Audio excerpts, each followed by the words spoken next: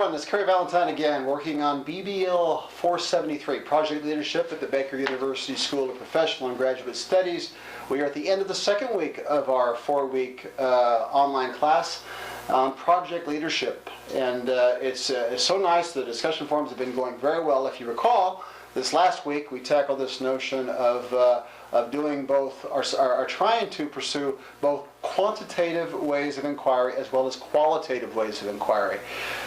Quantitative, again, being something that has to do with numbers or something normally it's measured numerically, like, say, money, time, cost of resources, output in the form of some sort of volume or numbers that we have to, that we can somehow put on a measuring stick of some sort. Whereas qualitative tends to be a little bit more related to what we call the subjective side of things, which is the how and the why things occur, and how we would do inquiry in order to cover the things that are a little less numerical related, what we call things usually more subjective, meaning that when something's subjective in research or any sort of inquiry, it tends to be thought to be potentially skewed by emotion of the observer or the person doing the gathering the data or making observations, because that's how qualitative inquiry works. We make observations, we do interviews, such as interviewing a new recruit for the team to see if they're a good fit, and asking questions that might be of a qualitative nature, things that might be subjectively interpreted differently. That's what qualitative tends to be criticized about. And whereas quantitative, again, tends to be very objective, in meaning it's empirical, it's about numbers. A math problem that you use or a formula that you use, if it's considered truly objective, it's pretty much going to predict, or it's going to do the job fundamentally. And people and organizations like that type of reliability or replicability. So that's an important thing to have. But humans that we're working with on teams and we're serving, and the customers, consumers, things like that, are subjective beings. They can be objective, meaning they can be very logical, very empirical, very mathematical-like in their thinking. And they also can be subjective. They can be emotional. And they can be influenced by different things that aren't necessarily objective, okay? So that's who we're serving. We're serving the subjective consumer as well as the objective. The problem is they can be very logical with objective or subjective, which means they might be too emotional, and that's the risk of subjectivity.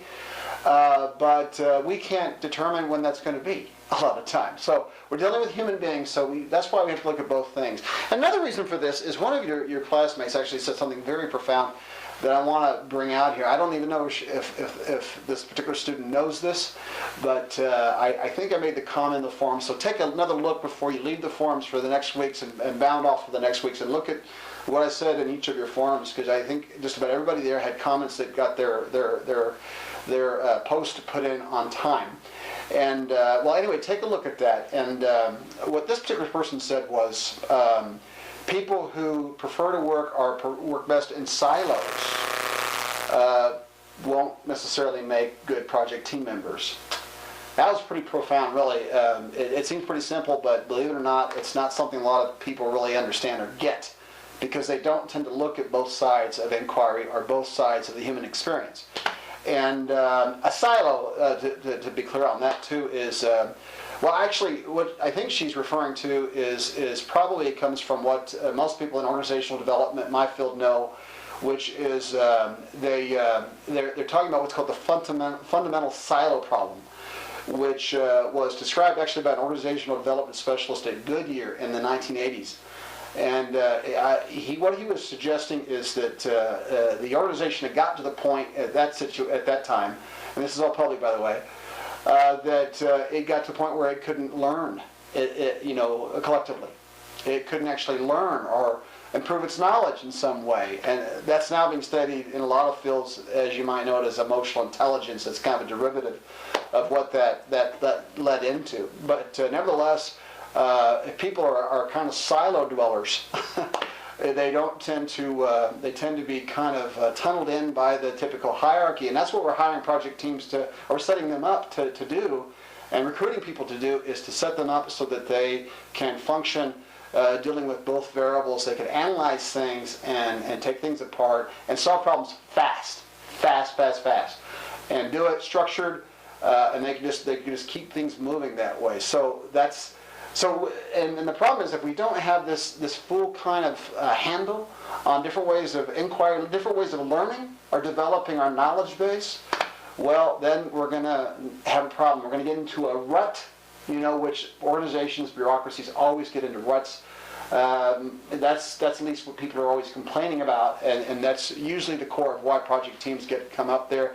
The structure, the larger host structure, can't solve the problem, so they tend to look for a project team who can maybe not have these barriers. They can free think to some extent, but they can do it within a certain period of time. Not normally, the two doesn't normally go together, but that's why project management is such a specialty that is so marketable. So that's where we're going with this. So again, great stuff on looking into the qualitative side of things. Now we're going to take that information, we're going to move into the next week's forum. This next week's forum is, if you look at page, I think it's 124 of the book, our textbook for the class.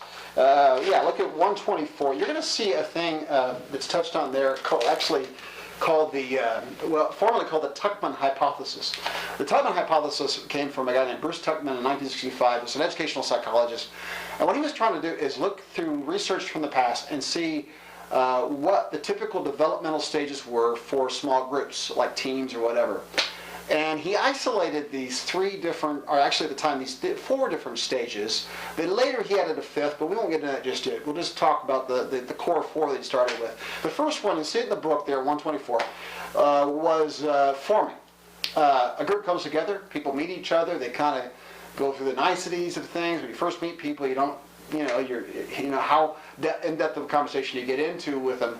It tends to be kind of surface at the beginning, and we start to get to know them a little better, we get more comfortable, and then things start to change a little bit. So a group tends to go through that, just social groups, that's how people are. They tend to go through that stage, okay? And then next they go to what they call storming. They've gotten enough familiarity now to irritate each other. Okay, so that being the case, they will have some conflict, and they'll have to work through that to get to the next stage, which is called norming. And if you think about norming, actually comes from the root of norm. A social norm comes from when we talk about culture, whether it be an organizational culture or a team culture or a broad culture like the United States or Europe or France or Pacific Islanders, different things like that. We come from these different cultures, and that's we tend to have what we call norms, which are like kind of rules for behavior that we all kind of socially agree on. And that being the case, we tend to kind of just know those things. They just kind of, you get to the point where you just kind of understand that this are the things you do and you don't do. Hence the norming phase. After that, Tuckman suggested that we would, after we got through those stages, we could get to performing. So in other words, we had to go through those things in order to get to the point where we could actually get to where we were performing. And that was the important thing that he was trying to teach. Okay, so we get to that stage. Well, here's where we're at.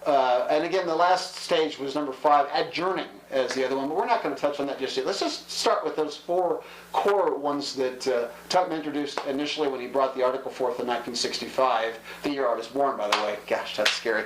But anyway, this week what we're going to do is I want you to look back or think about some sort of a team you've been a part of. It could be one child, it could be something professionally, it could be something in the past, your past part of your career, if you don't want to reference to something you're doing now because of privacy issues, save the names, keep them to yourself to protect the innocent per se, but nevertheless, what I want you to do is look back on the team experience or a group experience you've had where you came together about the same time and you had to start going through this process of what Tuckman talks about. There's characteristic there in the book that talks about what forming's like, what happens during that period of time. I want you to kind of look at experience you've had in the past and tell me, what was it about it? What did you see or observe at that time that would make you look back in reflection and say, hey, we were in the process of forming then. Oh, okay, that's interesting. And then after that, I want you to try to think of that situation.